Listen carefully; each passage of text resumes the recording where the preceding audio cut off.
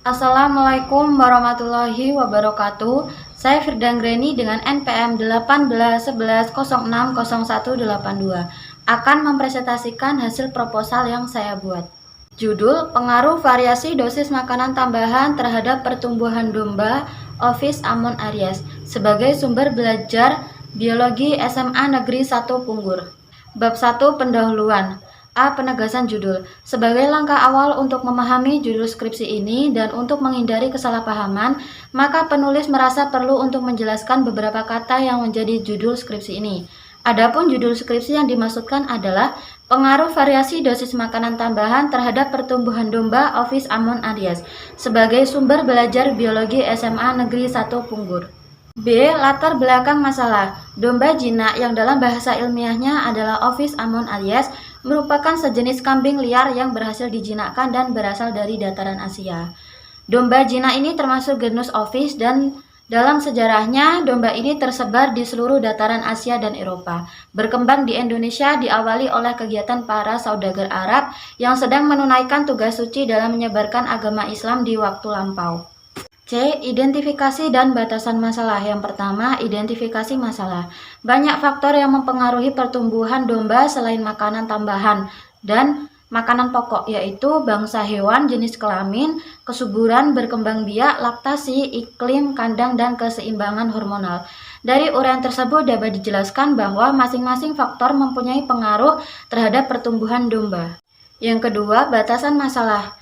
Yang pertama, pengaruh makanan tambahan terhadap pertumbuhan domba. Yang kedua, dosis makanan tambahan yang baik terhadap pertumbuhan domba. D. Rumusan masalah. Yang pertama, apakah variasi dosis makanan tambahan berpengaruh terhadap pertumbuhan domba? Yang kedua, berapa dosis makanan tambahan yang memberikan pengaruh paling baik terhadap pertumbuhan domba?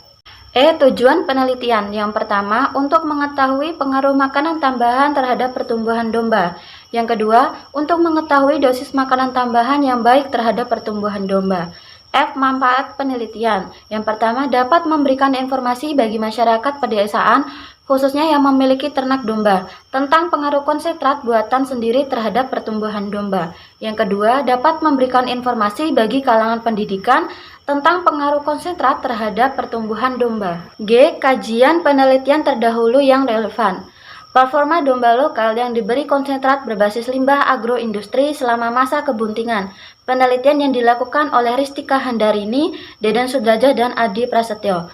Yang kedua, pemanfaatan protein pada domba lokal jantan dengan bobot badan dan aras pemberian pakan yang berbeda. Penelitian yang dilakukan oleh Gayu Mahesti. Yang ketiga, pengaruh imbangan hijauan dan konsentrat pakan komplit terhadap konsumsi, pertambahan bobot badan, dan konversi pakan domba. Penelitian yang dilakukan oleh Heri Supratman, Hendy Setiawan, dan Dwi Cipto Budi Nuryanto. Sistematika penulisan. Bagian awal, proposal skripsi mencakup sampul devan atau cover, daftar isi, daftar tabel, daftar gambar, dan daftar lampiran. Bagian isi itu mencakup penegasan judul, latar belakang, identifikasi dan batasan masalah, tujuan penelitian, manfaat penelitian, kajian penelitian terdahulu yang relevan, metode penelitian, dan kerangka teoretik. Bagian akhir memuat outline sementara, daftar rujukan, dan lampiran. Bab 2 Tinjauan pustaka dan pengajuan hipotesis. Teori yang digunakan yaitu makanan tambahan konsentrat, jenis-jenis domba, sifat-sifat domba, pertumbuhan domba, klasifikasi dan ciri-ciri domba Ovis Ammon Aries, pengaruh makanan tambahan terhadap pertumbuhan domba, tinjauan belajar dalam pendidikan biologi. B. Pengajuan hipotesis. Yang pertama, variasi dosis makanan tambahan berpengaruh terhadap pertumbuhan domba. Yang kedua, jumlah dosis makanan tambahan tertentu akan memberikan pengaruh paling baik terhadap pertumbuhan domba Ovis Ammon Aries. Bab 3 Metode penelitian. Yang pertama, waktu dan tempat penelitian. Waktu yang digunakan peneliti untuk penelitian ini dilaksanakan sejak tanggal 16 September 2020. Tempat pelaksanaan penelitian ini adalah di Desa Sabtomulyo, Kecamatan Punggur, Kabupaten Lampung Tengah. B. Pendekatan dan jenis penelitian. Pendekatan penelitian ini berfokus pada variasi dosis makanan tambahan dan pertumbuhan domba Ovis Ammon Aries.